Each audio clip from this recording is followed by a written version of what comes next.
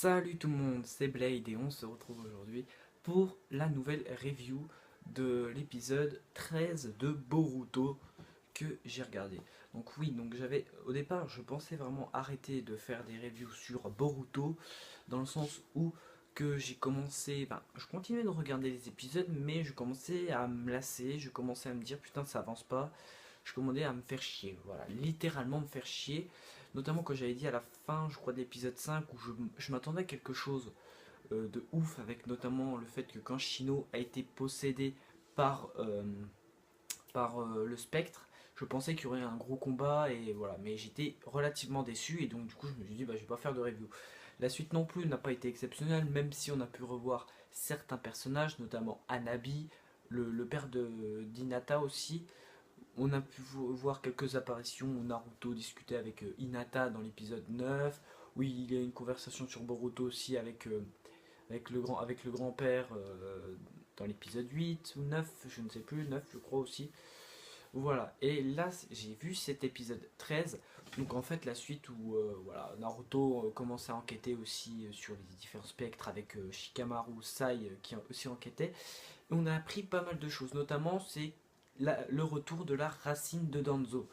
Donc, et justement, on en apprend plus sur cet épisode-là, qui est la personne qui s'occupe, qui a les spectres en fait, qui est la personne derrière tout ça. Et j'ai commencé à avoir un peu de doute, mais je ne pensais vraiment pas que ce serait ce personnage-là. Il s'agit de Sumire, la déléguée de classe, qui est en fait euh, la méchante, de ce début de Boruto.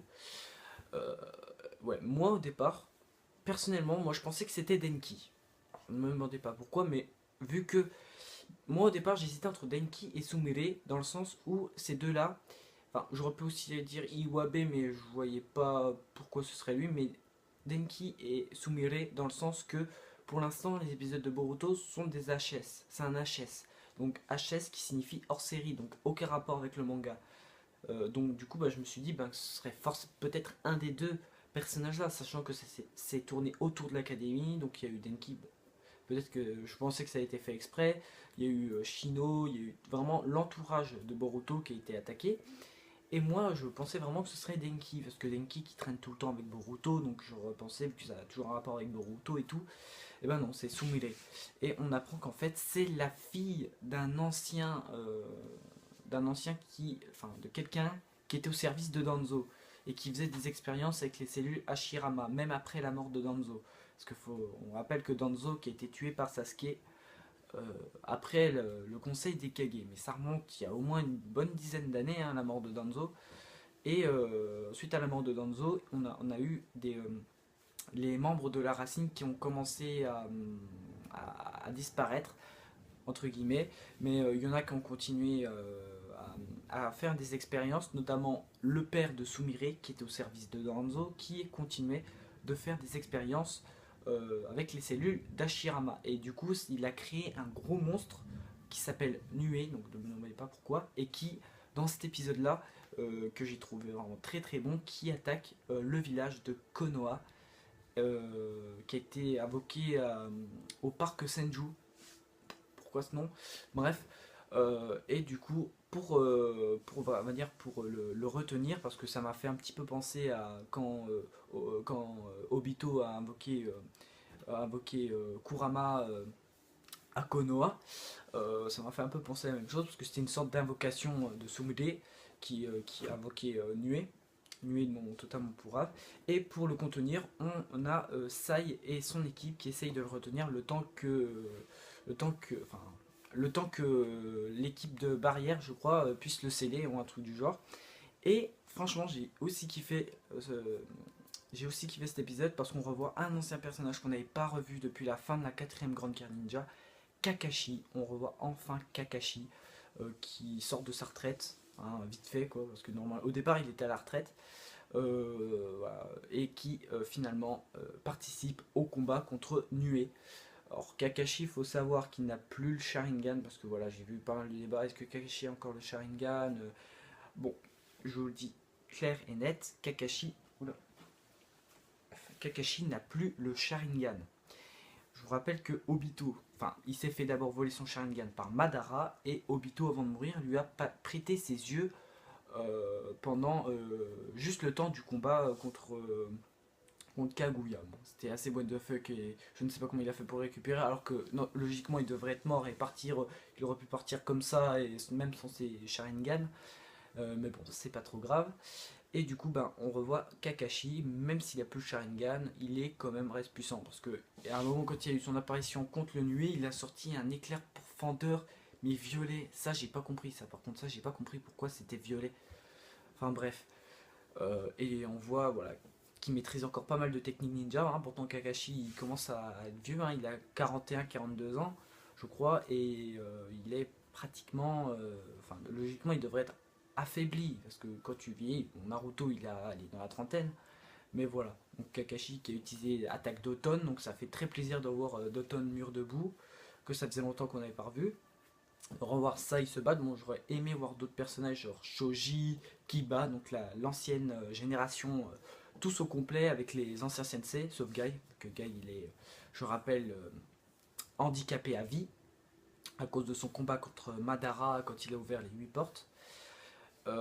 Et j'aurais vraiment kiffé ça. Bon, après, on a eu l'apparition de Naruto sur champ de bataille vite fait, qui a failli se transformer en Kyuubi, avec son manteau de Kyuubi là. Sauf que Kakashi lui dit que ça ne sert à rien qu'il se transforme parce que le nuée peut absorber le chakra des autres et que s'il absorbe le chakra de Naruto, il sera invincible.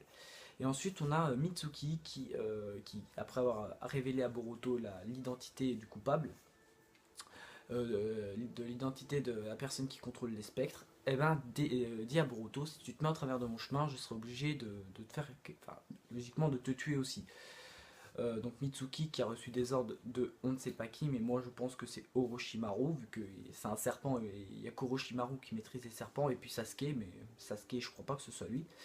Et du coup, bah, il retrouve la trace de Sumire, et Boruto qui est pas très long aussi, hein, et qui a finalement se débarrasse du clone de Mitsuki et retrouve Mitsuki et, je vais dire Sarada et Mitsuki et Sumire, où là il y a où Boruto il apprend de la bouche de Sumire que c'est vraiment elle la coupable, et au moment où Mitsuki attaque Sumire, et à l'inverse aussi, Boruto stoppe l'attaque avec les deux kunai, et son œil commence à s'activer, et il y a une sorte d'éclair qui sort de son œil et qui absorbe en quelque sorte, je crois.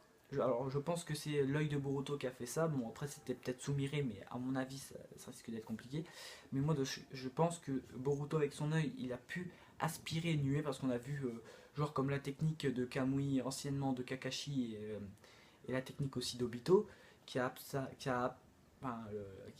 absorbé Nuée dans une dimension temporelle, et qui a finalement qui est retourné vers l'endroit où se trouvait Boruto, et ça a téléporté aussi en même temps du coup Sumire. Et du coup bah, Boruto se met à la trace de Sumire, et l'épisode s'arrête là. Et j'ai vraiment apprécié, c'était du lourd. Je me suis pas ennuyé une seule seconde, je me suis dit merde, la fin, l'épisode c'est déjà terminé. Et franchement, l'épisode là était vraiment du lourd comparé aux autres épisodes. Et je pense que vraiment, j'espère pas que ce soit à mon avis, je crois que c'est 24 épisodes pour cette saison là. Dites-moi dans les commentaires si vous avez vu des dates pour la fin de la première saison de Boruto. Mais en tout cas, moi je n'ai vraiment pas été vraiment déçu sur cet épisode là, et je m'attends vraiment à ce que ce soit du lourd. Dans le prochain épisode, on voit Naruto qui se demande où est mon fils, ou qui se demande qu'est-ce qui se passe, parce que Mitsuki, à mon avis, il va retrouver Naruto. Voilà, et continuer de voir Kakashi se battre, parce que c'est, faut dire, un de mes persos préférés, hein, avec Obito, mais il est plus là. Bref, sur ce, merci d'avoir vu cette petite review. On se retrouve la semaine prochaine pour l'épisode 14, je crois, de l'épisode de Boruto. Sur ce, dites-moi dans les commentaires ce que vous avez pensé de l'épisode, et on se retrouve la semaine prochaine pour l'épisode 14 de Boruto. Sur ce, Diana.